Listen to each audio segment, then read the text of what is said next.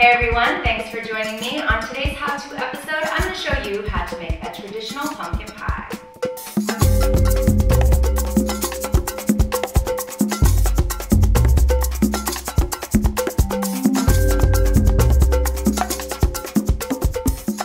Alright, so first you will need 2 cups of your cooked pureed pumpkin or canned pumpkin, whichever you choose.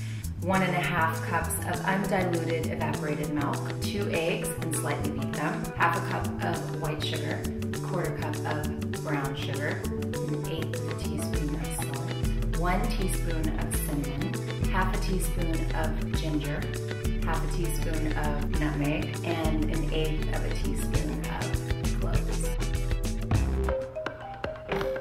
After you cut the pumpkins and you clean them out, save the seeds, put them to the side because it's actually a pretty healthy treat for your family. All you do is take them, put them inside a strainer, rinse all the yucky orange stuff off, then you're going to pour them onto a cookie sheet. You're going to drizzle them with a little bit of salt,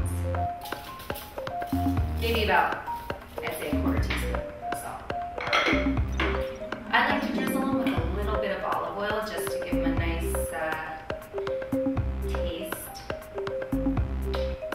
And then you're going to pop those into the oven with the pumpkin while they're baking. You want to bake them for about maybe 15-20 minutes and they'll get a nice golden brown color. There you go, healthy snack.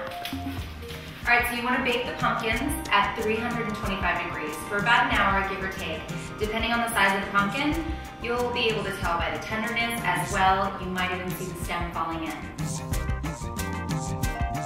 Alright, so now the pumpkins have cooled off a little bit and we're just going to go ahead and lift this up. You can see the skin literally peels right off.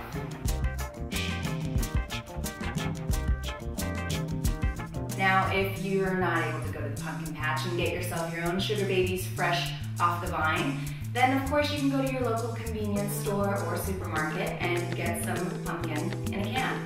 Now you want to make sure that it's only pumpkin inside, and I would suggest that you use organic. That way it's healthier for you and your family to enjoy.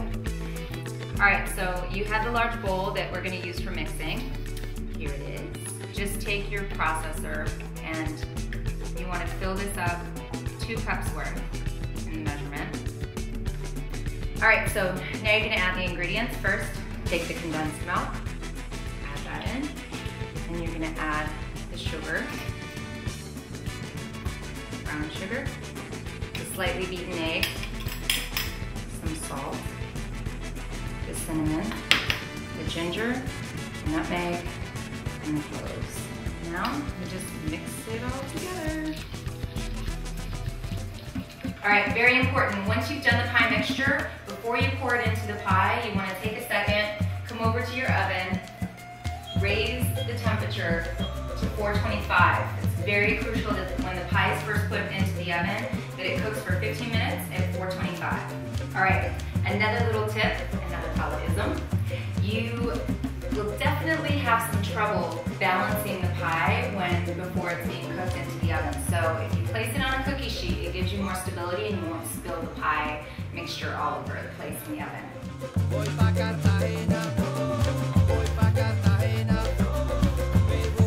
I can't wait to see what this is going to taste like. Now I can breathe. Now I set my timer for 15 minutes. Then I check on the pumpkins. Lower the oven temperature to 350, leave that for 40 minutes, and it's all done. This is my mother's traditional pumpkin pie.